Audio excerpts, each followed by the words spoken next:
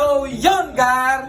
Ngayon, for today's video nga pala ay New Year na. At ang gagawin natin, Gar, noorin natin yung mga nagbobombahan sa rap mamaya. Tapos punta tayo kay Boss Anthony. Doon tayo magkiinuman. Tapos tignan nyo lang ang mangyayari ngayong araw na to. Dahil sa end of 2024, meron ako last video na mapapanood nyo. So, let's go! Let's go!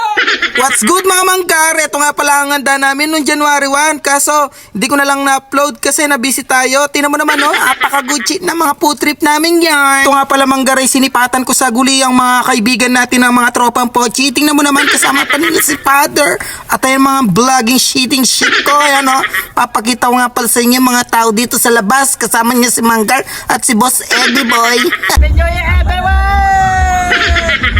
So, yun, Gar, gagamitin natin to. Pupunta natin dun sa... Basta punta muna tayo dun sa ano, Gar.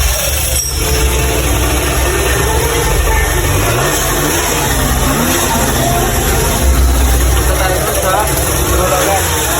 Titignan natin sila. So, yan, gamit natin yung Dio natin, Gar.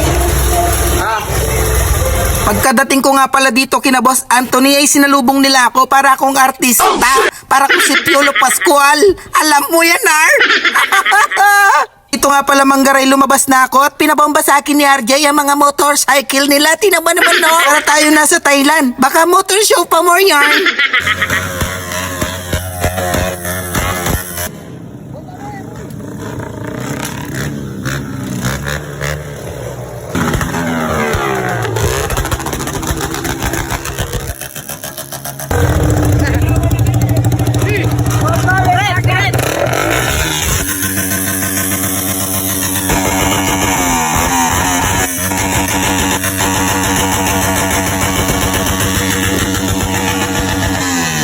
Diba? Napaka-good shit.